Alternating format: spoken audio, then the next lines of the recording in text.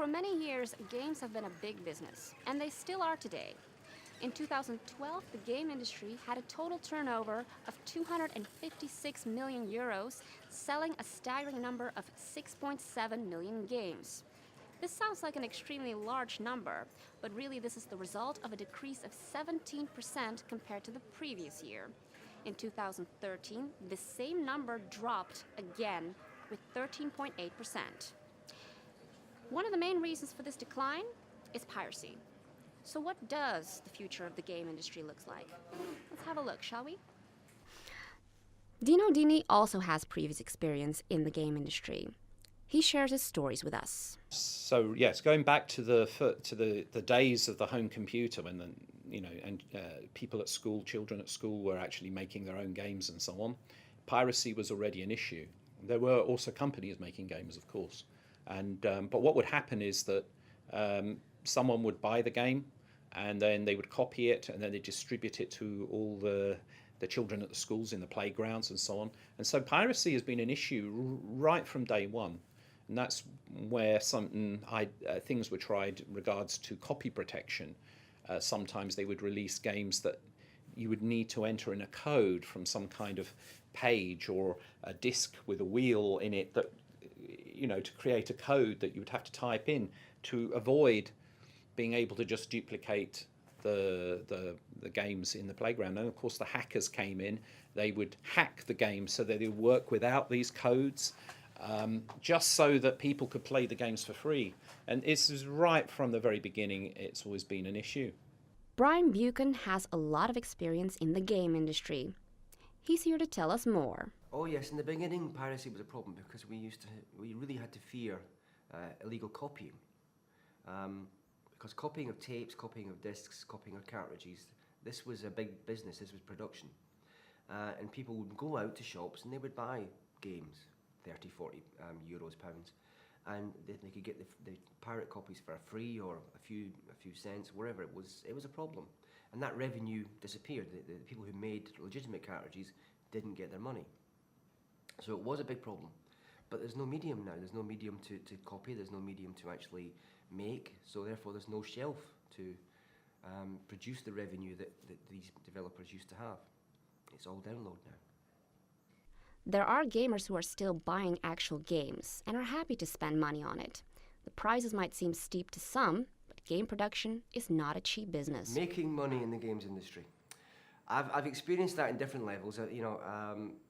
The insecurity of a regular job is not always as good as it should be, but I used to make money doing that. But as a contract programmer, I usually would do work for a fee and or royalties. And I very, very, very rarely saw royalties. So I used to be more focused on the fee.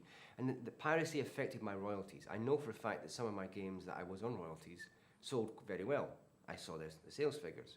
But I also know that they were pirated. And I didn't get a penny for any of those pirate copies. So in that sense, I was affected. And I could have been considerably richer. But, there's no way to tell how much richer. But piracy affected me in that sense. Certainly, I would have made more money with some of the games that I wrote when I had a royalty deal. Students from the NHTV in Breda studying game development are working hard on creating games for the future. You would expect these gamers to have a strong opinion about piracy, but surprisingly enough, 88% of those questioned by us admitted to downloading themselves. How is this affecting the industry? Dragan Blom, the owner of 4 Games in Breda, tells us more. Je merkt wel dat de crisis is, om het zo maar te zeggen. Je merkt gewoon dat de mensen die normaal gesproken gewoon eventjes een spelletje kopen, dat die wat meer wegblijven. Maar de echte gamer, de hardcore gamer, die blijft gewoon komen als er nieuwe releases zijn. Dus je merkt wel een verschuiving in het casual gedeelte, ja. Although some game stores in the Netherlands have gone out of business because of the effect of piracy, 4 Games has managed to keep its head above water. Ja, dat is wel grappig dat je het daarover hebt, want het hele thema illegaal downloaden, dat gaat een beetje aan me voorbij. Ik heb het idee dat het niet meer van vandaag de dag is. En dat je hebt zo'n breed prijsbereik, zeg maar, tegenwoordig met games, dat je voor €1 al een game hebt op je iPad, bij wijze van spreken, tot en met €100 voor de special editions. Dus het dampt een beetje het illegale downloaden in, denk ik. Persoonlijk hoor. Ja. Nee, als ik het moet vergelijken met vroeger, en dan heb ik het echt over de eind jaren 90, in PlayStation 1, PlayStation 2 tijdperk, toen was het wel echt een hot issue. Maar vandaag de dag heb ik niet het idee dat het heel erg leeft. In ieder geval niet in die mate als dat het toen deed. Game stores are still earning money, but how much money goes into the actual production of a game? Let's talk figures. The problem is that making a game it takes a lot of effort, and if you really want to have games with a kind of AAA look and feel to them, takes an awful lot of money. May not be realized exactly how big the budgets can get. When you take Grand Theft Auto, the last incarnation, I think the development budget on that was a quarter of a billion. Sorry, the numbers have just got crazy, like 250 million, which somebody had to pay for before the game even was released. I think you can understand that then people want to get their money back. Seemingly, there are jobs available even with the threat of piracy. But are the students worried about their future career? No, because I think piracy is not a piracy problem. Piracy is a distribution problem. It's a service problem. Because when people talk about piracy, people don't necessarily understand that really people pirate because it's easy to pirate, and people pirate because they don't necessarily understand the worth of these entertainment products. So I think if you provide the service, for example, we have digital distribution, so stuff like for games you have Steam, for TV shows you have Netflix, and it makes it so much more easier to just basically, I can just go on Netflix and just watch, like hundreds of shows right now rather than doing work or anything like that, or I can just go on Steam and play this game, which I've never heard of. And that's far, far easier than going to the internet, like downloading it, waiting for it to download, making sure it works, and all of these kind of things, and solving these problems yourself. I think if you want some kind of positive message on this, games are not going anywhere. It's part of our culture, and they're going to stay.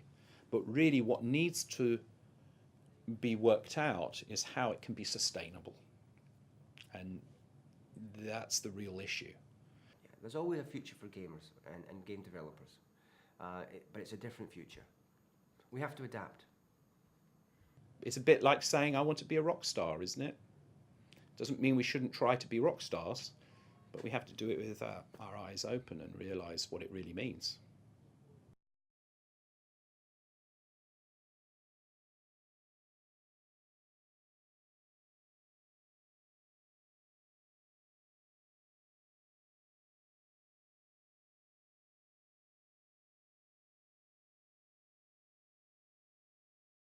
So piracy is a severe threat to the industry, but it's not really something new.